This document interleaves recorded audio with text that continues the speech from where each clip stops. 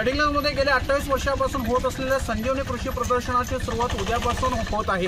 त्या संजीवनी कृषी प्रदर्शनात अनेक संसारोपयोगी, गृहोपयोगी आणि शेतकऱ्यांच्या उपयोगाच्या अनेक वस्तू असतात, स्टॉल असतात। त्यामुळे हे जे प्रदर्शन आहे ते आबालवृद्धांचे तसेच बालगोपाळांचे प्रमुख आकर्षण दिसत आहे। तुम्ही आता आपल्यासोबत बघू शकता या प्रदर्शनाची तयारी मैदानावर दिसत आहे। तिथे अनेक आकाश पाळणे दिसत आहेत, विविध डान्स दिसत आहे आणि उद्याच्या प्रदर्शनाची इथे चांगले मोठ्या प्रमाणात लगबग दिसत आहे।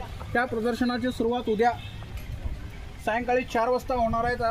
या प्रदर्शनाचे जे संयोजक आहेत राज डावरे यांनी आपल्याला माहिती देताना असं सांगितले आहे की गेल्या 28 वर्षापासून आम्ही हे गडिंग्लज शहरात प्रदर्शन भरवत आहोत।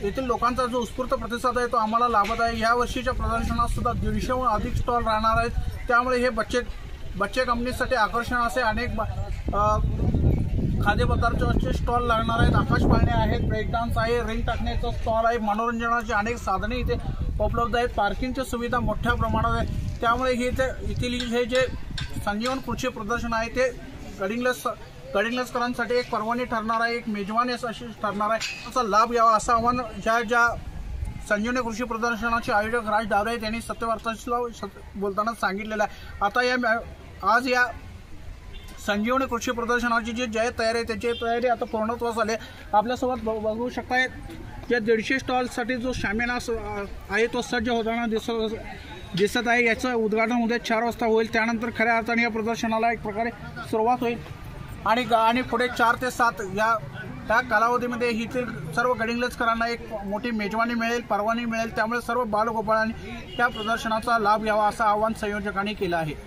सत्यवार्ता न्यूजसाठी कॅमेरामन अमित कोरी यांच्यासह धनंजय शेट्टी, गडिंग्लज।